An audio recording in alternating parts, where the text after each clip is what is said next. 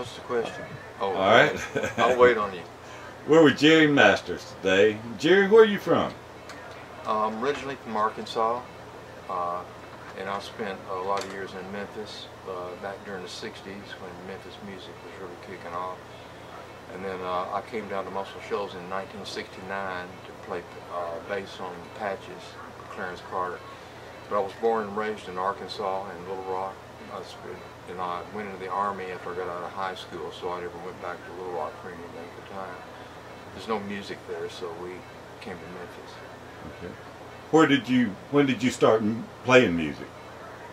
When I was about 8 or 9 years old.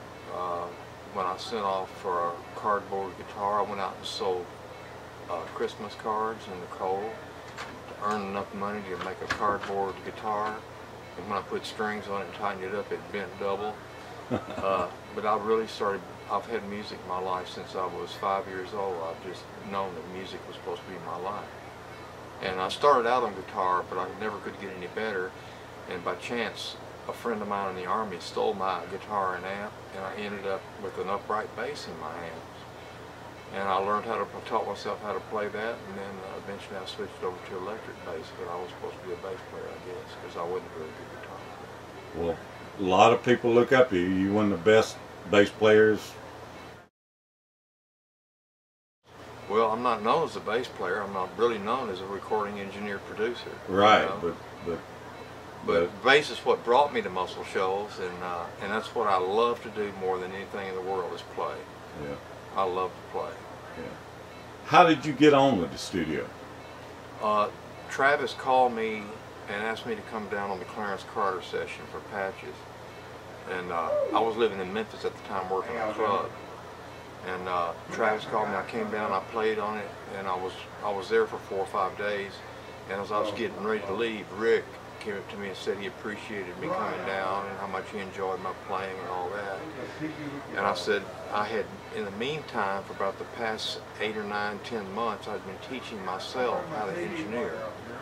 Because I knew I couldn't make a living playing bass. I just wasn't that good because I wasn't a good steward with my gift.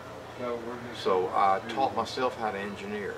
And it took me weeks and weeks and months of just sitting there just turning knobs till I figured out what everything did. But anyway, I came to Muscle Shoals, and Rick says, well, you know, I don't need a full-time. I told him I needed a job, and I did, desperately. I had a family to support. Playing in a club, you make $90 a week, you know. But Rick offered me a job. He didn't offer me a job, but he said, I can't play a full-time bass player. I said, but I'm an engineer too. He said, oh, well, that's different. He said, well, won't you come on down? I'll pay you $100 a week. And that's how I ended up in Muscle Shoals. And a year and a half later, the guys over at Muscle Shoals Sound heard about me and liked my work. And so I joined forces with them, and it was history ever since. Yeah. But you played for more studios in Muscle Shoals Sound. You, Criteria in Miami. Yeah. I was an engineer down there. I worked with Burt Reynolds on Smokey and the Bandit too. I did a lot of really international things down in Miami. And it sort of separated the men from the boys as far as being an engineer, because I'd always been in a certain given situation. I had the same drummer, Roger Hawkins, the same bass player, David Hood, the same guitar player, Jimmy Johnson, the same keyboard player, Barry Beckett. Everything was already mic'd. We'd just come every day, and we were like a track factory. But when I got down to Criteria, it was completely and totally different scenario. We had 4 studios, all of them completely different. 8 assistant engineers. You had to book equipment. You had to book tape machine. It was a whole nother world of recording to me, and I'd never been in that kind of situation. It was like corporate recording, you know. But I had a lot of chances to work with some good people. I worked with Joe Cocker down there, and worked with Crosby, Stills, Nash and Young, and the Bee Gees would never let a mix go out the room until I proved it, because they loved my mixing, and they would call me in when they'd finished with the mix, and I would make suggestions. But it was just fun. It was just fun because I got back into music because I was fried, and I just, I mean, after I quit at Muscle Shoals Sound in '77, I went out and raced motorcycles anything to keep my mind off of all that. Plus a lot of other personal things, but music's my life, man. It always has been. And I was creative in this in whatever way I have to do it, whether it be on a bass or behind a console or just sitting at the producer's desk. I can do it because I've been doing it for so long. Yeah. And then you did a stint at Malaco, right? Yeah. When Malaco bought Muscle Shoals Sound, they started using me.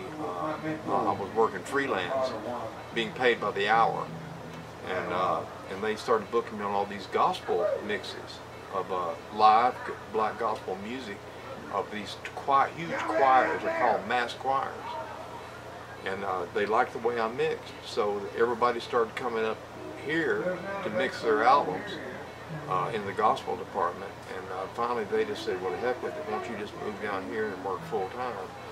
And so I did. I think I did 122 gospel albums just by myself when I was down there. And videos, we did videos and records and CDs. So we did all of it. We do it all at once. Yeah. And now you moved back to Muscle Shoals, so you come back home is what I'm trying to say. This is home to me. Yeah. This is where my love was born and raised. My wife Jan, whom I met 40 years ago. Lost contact with her after about a year and a half. Never heard from her or saw her again.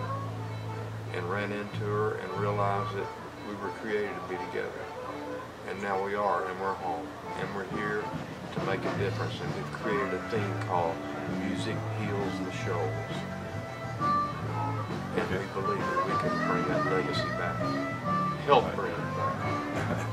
What kind of projects you got going now? I'm getting ready to record an artist named Carolyn Hoke from Tennessee. She's a Americana type songwriter, guitar player. Very unusual and unique. She's like a female Roy Orbison. But it's very good. I've got the top players playing for me, so it's going to be a great session. Well, I wish you the best in the future. You're a legend in your own right. And I appreciate this.